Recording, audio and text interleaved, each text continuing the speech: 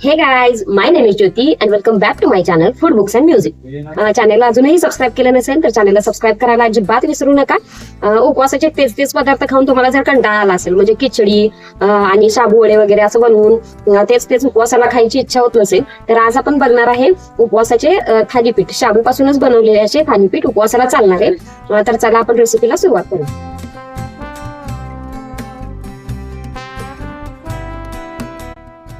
त्यासाठी इथं 1 वाटी रात्रभर भिजलेला शाबू घेतलेला आहे मी. 1 वाटीला थोडासा जास्त आहे. आणि 1-2 कच्चे बटाटे असे किसून घेतलेले आहेत. कच्चे आहेत, हे शिजवून घेतलेले नाही आहेत मी. ते यामध्ये ॲड केले. आणि शेंगदाणा कूट, शेंगदाणे भाजून असं कूट बनवून घेतलं. आणि 3-4 मिरच्यांचं बारीक करून घेतलेलं आहे इथं मी, पेस्ट करून. हिरवी मिरची घातली.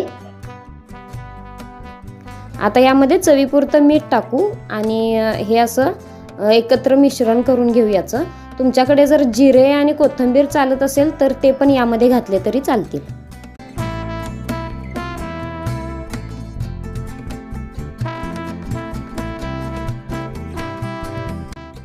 एक 10 ते 15 मिनटं थांबू आणि तव्यावरती अशी थालीपीठ भाजून घेऊया.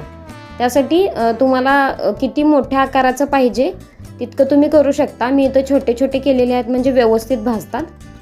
आणि हे बघा, अशा पद्धतीनं असे मी छोटे छोटे करून घेतलेत. तुम्ही यापेक्षा मोठं सुद्धा करू शकता. त्याला थोडं झाकून ठेवा, म्हणजे एक व्यवस्थित असं ते भाजलं जाईल. हे बघा, अशा पद्धतीनं दोन्ही बाजूनी ते भाजून घेऊ. असे मी सगळे बनवून घेतलेले आहेत.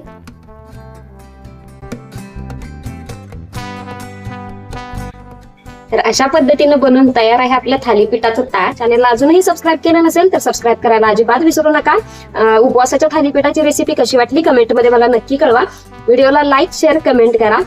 भेटूया नेक्स्ट व्हिडिओमध्ये अशा सोप्या रेसिपींसह. तोपर्यंत बाय.